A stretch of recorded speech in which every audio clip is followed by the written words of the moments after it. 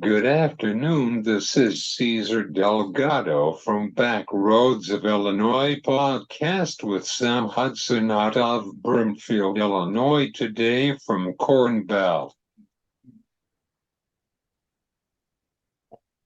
Good afternoon. How are you for this heat wave is bear down in central Illinois, Sam?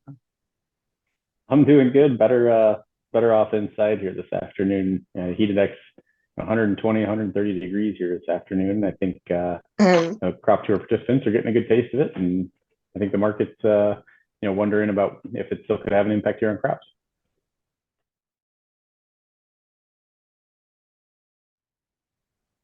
Could you explain to the audience about this grain market for this morning? We shall see the prices is pretty bearish for the last couple weeks. Yeah, particularly in the grains. Soybeans have held up a lot better, but I think the realization that regardless of whether yields 170 or 175, we've had pretty poor demand exports primarily really since this spring. And so when you're behind demand, even though if you have lower yields, if you can't reduce those yields in a quick enough manner, which is kind of where we find ourselves, the price reaction really is null and void. And so at this point, you're basically finding the last of those old crop bushels that people carried over, and they're looking to get those priced before they lose the price inversion, and then we'll be at harvest soon enough.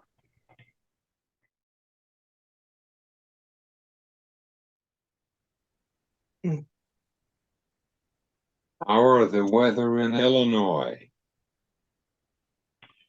Well, it's been okay in July. The last 2 weeks really leading up to this week was pretty good for crops. I would say almost ideal with conditions in the 80s, pretty good amount of sunshine. But the dry conditions that we had in May and June are going to catch up to us, into the end of the season here again. I think with this heat, and so it's a big problem. Might be places like Iowa. We had 10 inches of rain around here in July, and so even with this heat, I think we're going to be okay. But anyone who didn't catch enough ahead of it, it's going to be just that much worse. So hard to take a lot of bushels off this time of year. It happens in a kind of a slower way, but still will add up in the end.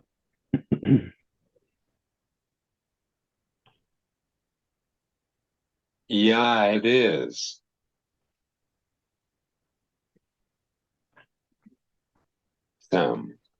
We can see that the prices are going to be lower starting for this harvest season.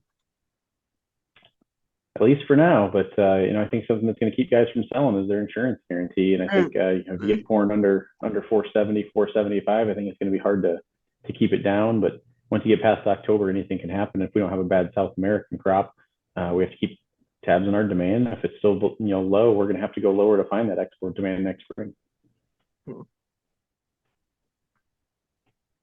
What is the forecast for the Pro Crop Tour for the state of Illinois and Iowa? Well, I guess we'll see that here soon enough. They're going to come up with some of their estimates. It looks like a lot of the observations show a lot of variability, and I think it's hard to push big yields. So my guess is they come in somewhere around USDA, maybe a little bit lower here on both, and we still have some grounds for some banter here as we get into harvest.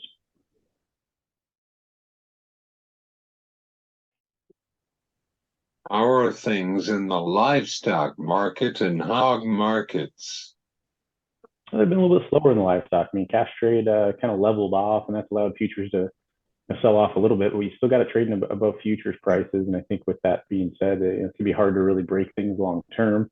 Economic sentiment is something to keep in mind as we get closer to the holidays here into the fourth quarter and get beyond grilling season. So one of the facts that we can't get around, though, is the fact that herd consolidation has continued, and we aren't going to really be able to expand at a very quick rate, especially with higher interest rates. And so, you almost need the demand to back off to see prices lower. As long as it stays in here, I think steady to higher is still the game. And markets can be optimistic on setbacks. If in the hog market, it's a little bit different situation there.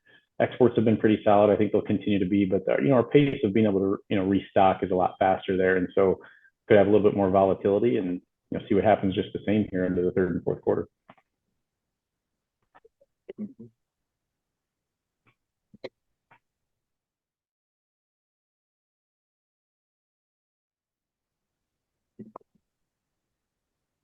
How about grain cash market? Beans have hung in there all right. As I said, the basis for both has really eroded here over the last several weeks as commercials get coverage. And I think what you would have to expect and plan for is the farmers use soybeans for cash flow. If they can sell beans for 13, $14 off the combine, and corn's under $5 and 450, 475, I think they'll opt to do that. And that could put some cash carry into the bean market into that December, January timeframe, and that's really where demand could heat up if there's any concern about South America's crop. So if we're to have a bigger move in the bean market, to me, it's maybe after Halloween. But at this point, the market's still a little bit concerned about that yield falling below 50 bushels, and we'll see what they say on September 12th.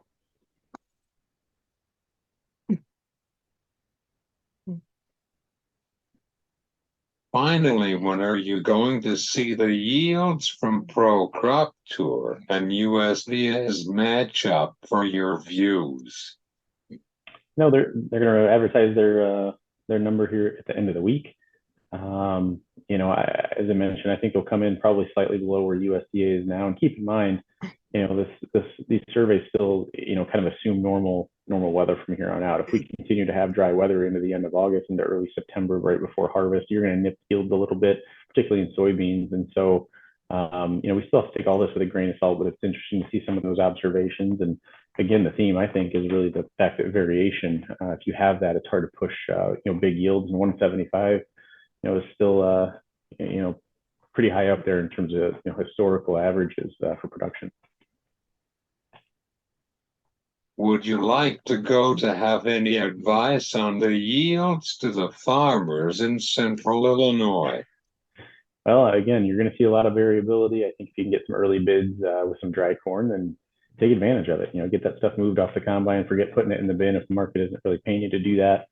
We may not build a bunch more carry in the market until we get it in next spring. So, just be ready for anything. And if we get up and get a quick harvest rally here, 525, 550 area, I think the guys got to respect that going into winter. If we can even, see that and keep, again, taking advantage of basis early and often, I think is going to be somewhat important because I don't know if you're going to get paid a lot to carry it. So I guess that'd be my advice for now. And then once you have a better idea what those yields actually look like, you can determine where you're at from a revenue standpoint.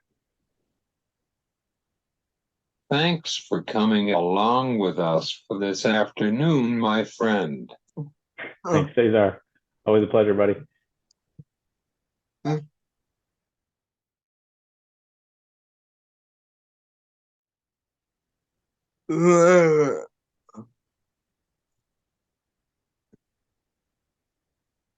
This is Sam Hudson out of Brimfield, Illinois, and Corn Belt Incorporated. Remember that trade is risk of losing or gain in the market. You've been listening to Back Roads of Illinois. I am Cesar Delgado. I am your host today. I would truly appreciate you do subscribe to my podcast on YouTube. Thanks for listening to Back Roads of Illinois podcast.